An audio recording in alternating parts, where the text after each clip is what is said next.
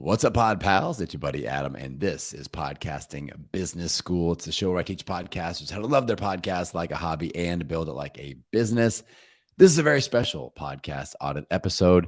I've got my pod pal Beth from the How to Write the Future podcast in the house. Beth, how's it going, my friend? It's going good. It's going good. Thanks for having me, Adam. Well, I'm excited to dive in and audit this show. I know you've got a lot of energy around your show too, and you're a super cool person. I love our interactions always. It's always fun. So paint me that 6-month picture. So 6 months from now, everything's really cooking with your show. What does that look like for you? Oh, wow. What a great question. I will have run maybe 1 or 2 series on a topic. I will have people coming to me as clients because of my show. I will have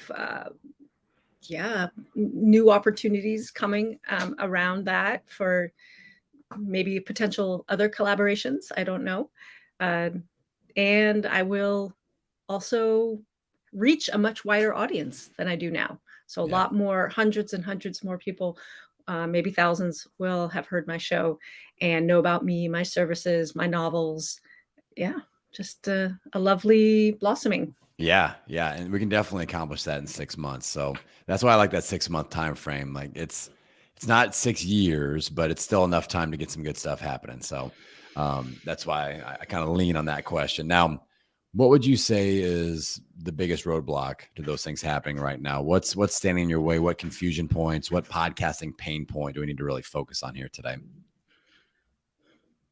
Well, I feel like I'm still so new to podcasting. I'm still learning a lot of the steps, and I'm still putting together the kind of the behind the scenes tricks to make things a little smoother. I recently had a hiccup where I released an episode that had a little technical gap, little cut in the audio. I had to redo it. Yeah. Luckily, it's like, darn, how did that happen? So luckily I have someone in place who's helping with the show notes and has spotted that. So I always need that. And I'm thinking some more automation maybe that I need to put into place around marketing. I feel like I've just started putting together the marketing engine for this. And I have lots of experience in marketing and creating little automations, but I haven't quite dialed it in yet with the podcast because I feel a little bit tender about the podcast. I just released my 11th episode as we record this, and so there's a little bit of emotional tentativeness. Not so much the how-to parts. I kind of know how to do that part. Yeah. It's kind of like, will I be accepted in the podcasting universe? That's right. Do people like me? Yeah. So I think one kind of low-hanging fruit to look at that you could experiment with is adding a subtitle to your show to help with SEO a little bit. So just to be clear, you're a fiction writing coach. So when people are trying to write fiction novels, then you help them accomplish that. So I think if you had paid me $1 million and go pick whatever name you think is the best one, I would have called it the Fiction Writing Coach Podcast. that's right. Because SEO is exactly what, the person that you want to attract and things like that. But I mean, you could add an extended title where the show is called How to Write the Future, a fiction writing podcast or something like that. And then you can have your image and everything being How to Write the Future. The only thing that I'm hesitant about the original name as is people may mistake this for like a manifestation podcast or something like that, where that's the vibe that I kind of got. I didn't get this is about being an author podcast. If I just clear my mind and I erase all conversations we've had in the past and go, okay, what do these words signal to me when I first read them? That was the kind of the direction that I went. So I feel like it's going to be really important to make sure that we have some sort of SEO in there, whether it's an extended title or a subtitle. Really nail that in our podcast description in your host, but also in the image. We got to make sure when people see that image, it's obvious that this is for authors. So I don't know how you would do that. Maybe you ask other authors, like what they would be looking for, because once there's 2 steps to the SEO magic happening. One is the words, and then somebody types in writing coach, and then all of a sudden, boom, your show image, your art pops up, but so do like 20 others. So that's the second leg. Like the words did the work, and now is the image and what's on that little square the right fishing lure for the person that you want listening to your show. So that's where I need that to be just frying pan over the head obvious that this is for writers. Does that make sense? Oh, absolutely. And there is, because I am a coach with a specialty in creativity coaching, there is an element where, yes, there's hardcore, how to write aspects, but there's also the mindset aspects. I'm not only talking about how do we write futuristic stories, I'm also talking about how do we write the future of the world. Like, I do have a broad agenda here. Yeah. I want to be talking about that. And as I move into speaking with experts in the futurist foresight space, I will be more explicitly talking about that. So I will look into that. I love the idea of some kind of subtitle, signaling it even more clearly in the description. It is in there that this is for authors, science fiction and fantasy authors. So, and I have added in my little bio so that they can see I'm a coach and a novelist.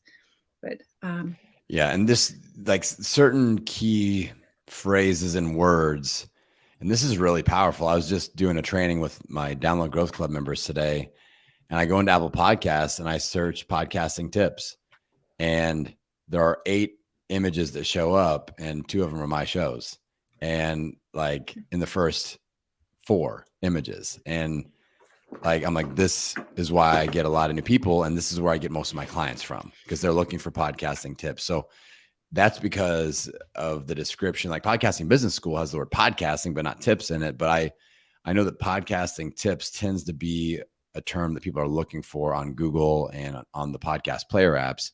So I name a lot of my episodes podcasting tips about XYZ, or XYZ podcasting tips. And that's just like different order of the same, or I put it in the description. It's all over the description of my show.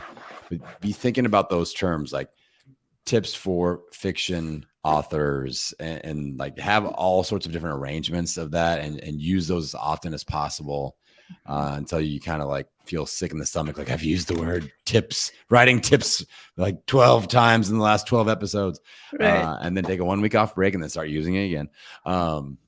But it really, really does help, because as an ultimate like goal of bringing the right listeners into your show, and then having those right listeners, a certain percentage of them coming in and paying you for your services, it's going to be really important. Like, otherwise it can be a frustrating road, and because you don't want the wrong people coming into your ecosystem either. So right.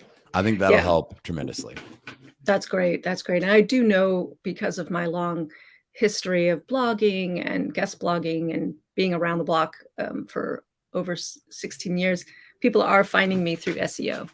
And I love this. And I will definitely put this into the show notes, into somehow the subtitle, into that first description, and even maybe rewrite the podcast description itself to include fiction writing coach or tips for fiction writers. Yeah. And all that. I would just think of like your top 10 Googleable phrases and questions. That's another tip that I put out there to my clients. I go, what are 5 to 10 questions that your ideal clients are going to put into Google to find somebody that does what you do? Put that in your host description of the show, and you can look at my description, just copy that as a template. There's a blurb at the top with a whole bunch of keywords in it.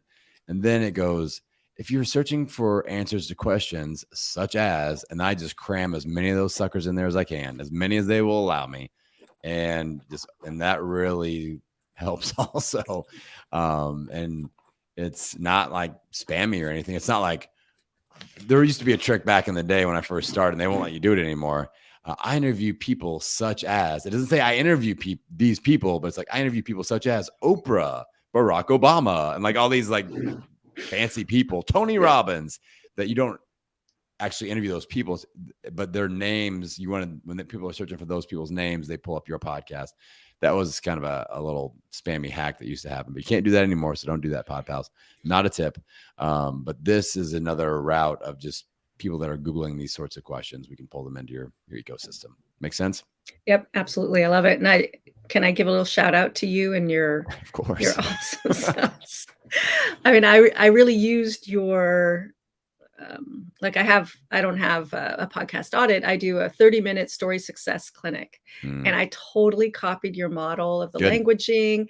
I actually test marketed it a bunch, and to come up with that name, and also to come up with like the main hook, like get exposure for your books, you know, and really tested it with various groups of writers, and use the way you set it up, kept it really simple, and so thank you. Now, because, yeah. Let's dive into these, because first off, I love that name. Okay.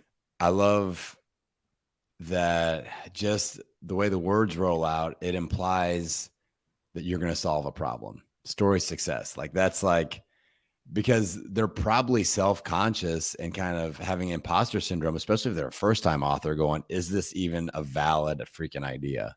And you're kind of, I envision like a red light, green light scenario of like, okay, this is a good start, but make this tweak, and this is what's going to make it successful, or this is why this wouldn't be successful if you go through there. So I love that. That's going to give clarity in a space where people are feeling doubt, and that's the whole point of this type of an episode. So, have they're you done working it? well? Okay, yes. So tell me about how they're going, because I'm very interested. They're going really well. I've done 3. So far at this recording, and the 3rd one just dropped, and 2 of the 3 people were not people I've worked with before. Good. And they went well. And, you know, I'm an experienced teacher, so I can diagnose really quickly based on what things people tell me, and I can ask good questions. And, you know, we're getting into craft, and people are walking away feeling like they got something. And so I get to showcase my teaching, and they get helped, and we get to talk for writers, you know, about a nitty-gritty thing. And one of the people I did was actually a client of mine, and so that was fun to kind of drop in some insider information. And it's gone really well. People have been very kind, and I'm really enjoying them, and I'm looking forward to doing more. Good. It's that whole ELF formula, the easy, lucrative, fun. Like these are things you're going to make content, you know, that's, you know, you have to make content for your show anyway. And this is something that helps you build real relationships with your podcast audience, and it brings them into the show, and you get to create stuff together, and that creates a bond, and you're very top of mind when they're ready to hire a fiction writing coach. You're like the person, and that's pretty damn cool. Now you brought up a point that I don't know if I've really touched on this too much in the podcast audits, is that another valid use of this style of an episode is a current client, like testimonial based, or a current client experience episode, where you kind of talk shop and break down, like, here is where the problem they were dealing with. Here's how we dealt with it together, and here's the result. And I used to do this a lot for my health, my weight loss show, and it filled my membership, because like I didn't really do like, you know, this coaching for somebody that wasn't a client. I was just only doing client-based episodes, and they had to be a member of my membership to be on the Friday episode. And it really, really worked well. It's great social proof. It's still you coaching, but it's like, wow, all these people, and they're all getting their problems solved because they're in this membership. So that's another really valid use. And again, that was in the health space, but I could totally see, I mean, people in the business, mastermind space. I mean, really any creative space, you're solving problems, creating clarity. If you have a membership, you know, this would be something to definitely consider. And like I said, I give all my listeners permission, even though they don't need it, but sometimes I just got to tell them that they get Adam's permission to like experiment with your content and go, okay, let's do a month of more client testimonial journey stories, and let's see how that goes, and see if that pulls more people into my world. So I freaking love that. And I'm glad that you kind of sparked that idea in my head once again, Beth. Well, yeah, done. that's great. Well, I started before I was able to launch these story success clinics, I do have a group membership program, very small, very intimate. And I'd ask them, I'm like, who wants to be a guinea pig? And two of them raised their hand, and I have yet to circle back to one of them. And I could totally see, though, excuse me, doing like a client success interviews. And I've been in business a long time. I have a lot of people that's what I was thinking. I'm like, you could just have a Rolodex of these deals. Like that's. Yes. Especially people who've come back to me and said, I took your class 5 years ago. I finally published my book. Thank you so much. And then I could say, you're in the pocket of science fiction fantasy. Would you like to be on my podcast? I could totally see that being a win-win for everyone. And really fun, and a really great, a little bit of a different structured interview. I structure things a lot ahead of time. I'm a novelist. We have to, there's some structure in what I do. Yep. Yeah. I love how your brain works. I can tell that's why we get along so well. We're like, must put in boxes and check them off. So I really like the idea of you rolling out a lot of these client results journey style episodes, but another kind of bite-sized snack that you could put out there for these people is, and I just started doing this with my show, is with the SpeakPipe app. And you can use any app, but basically you could ask them for a little testimonial about their experience with you, like a 30-second testimonial. You have to give them a framework, or they probably won't. Then it's too hard. They have to think of what to say. But just reach back out to some of these people, and the real carrot for them is they get to shout out their novel as they do it. My name is Adam Shibley. I am the author of the XYZ book. I hired Beth because here's my result. Thank you, Beth. You are the ultimate writing god. So like something simple like that. Yeah. Like, what was I dealing with? Here's how we solved it. Thank you so much. Shout out my book on your show. I think they'll do it, because writers, I imagine authors are like podcasters, in which we don't mind getting a free marketing opportunity on other people's platforms. So absolutely. And a lot of writers I work with are a little bit hesitant around marketing. And so that's been a big thing that I've taught people around. And there's some that are just like dialed it in. They've jumped over that fear hurdle.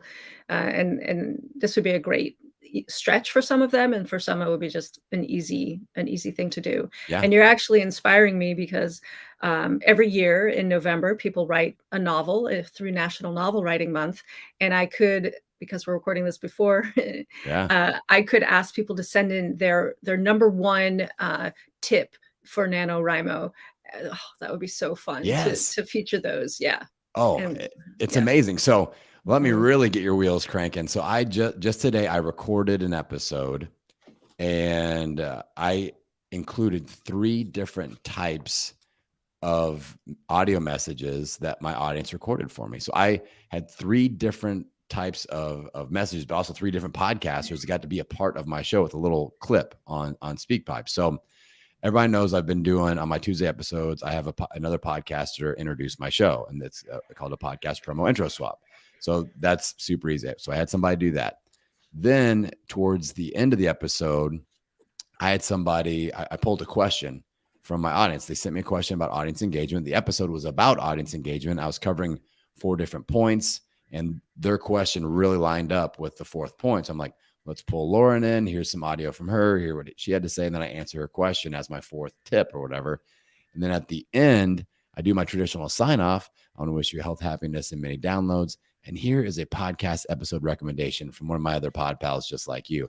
And boom, here's somebody going, I love episode 187 because of blah, blah, blah, blah, blah. Here's what I learned. Thank you so much. Go Podcasting Business School. And so those are 3 different ways just in one episode that you can incorporate and really create super fans with these little audio clips. Now, all that being said, I had to chase these people down. This wasn't like I just put a feeler out there on my newsletter and they just rushed to do this.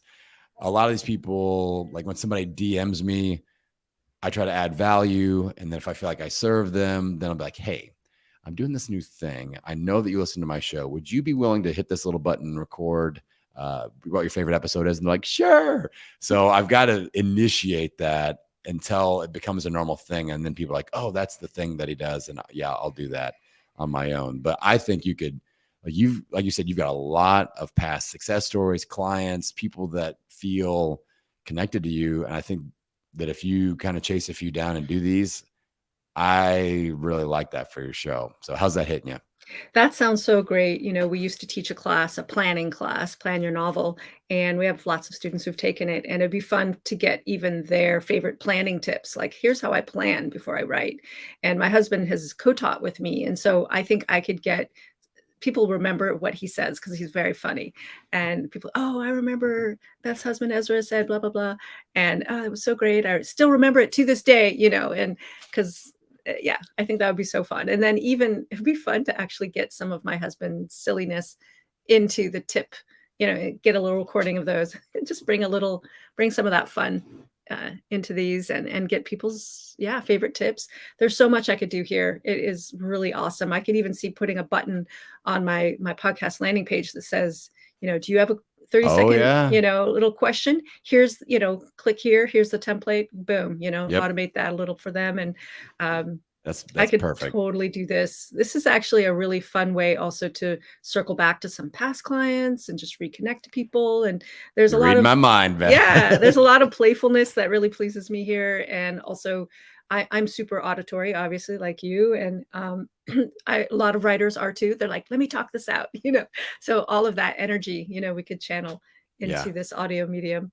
I love it. And it's a great reconnector, like you said. And honestly, I've found my experiences when I reach out to somebody and go, hey, would you be willing to help me out? Would you be willing to do me a favor? And we've already done business together and we've coached, and like, I know them, they know me. They're very likely to dive in there and just knock this out real quick. And that's, it just kind of deepens our bond. Like, oh, we just created another thing, and I get to shout you out on my show and all that stuff. So yeah, I think, when we create super fans, it's worth, 10 average listeners. And this is a way where somebody got to be a part of your show. And that's a big deal. Like, imagine the podcast that you're obsessed with, and if they let you record some audio and you were on their show, holy cow. Like, I remember when Amy Porterfield pulled me up into one of her Instagram lives, I about died. And I was like, oh my God, I'm sitting here looking at doing this thing live with Amy. This is crazy. And that's a big deal. And that upped my super fandom. So this is another way to really nurture those relationships. And I always say you cannot lose by highlighting your audience and shining a spotlight on them and bringing them and making them feel like a part of the community. And it seems like writers and authors, they're like very much the same as podcasters. We're creatives. And we love that sense of community. Like, we've got our tribe, within our niche or whatever our interest topics are. And so, yeah, keep building that tribe, be the people's champion. I think that you're going to roll with this. I can tell already. So I can't wait to see what you do with it. Thank you. Yeah. And I would have to say that, you've been like a big teacher to me just by listening to all your podcasts. Another shameless plug of Adam's podcasting business school. And I owe you one of those wonderful little 30-second intros. Don't worry. I'll be sending the link momentarily, Beth. That's right. That's how I roll. Yeah. All right. Well, let's make sure that everybody knows how to get into your world. And, maybe we have some author curious folks out there. They're like, I think I got a book in me and this sounds very interesting. So how do people dive into your world, Beth? Yeah, absolutely. So find me at howtowritethefuture.com. This podcast is for science fiction and fantasy authors who want to create positive, optimistic stories, because I believe when we vision what is possible, we help make it so. So I'm very excited to help all authors in this space dive in. You can sign up for my 30-minute story success clinic session at howtowritethefuture.com. Outstanding. Jump in there. That sounds like a super cool freebie, and you get to be a part of Beth's show. How cool is that? Now, if you all want to be a part of my show and do a podcast audit just like my pod pal Beth, then go to the website podcastingbusiness.school. Get signed up. We've got a bit of a wait list. We're already booking into the new year in 2023. So get that spot, get signed up, and you can come on my show and be just like Beth. And with that, pod pals, I appreciate you. I'm going to send you out into the world wishing you health, happiness, and many downloads. We will see you next time.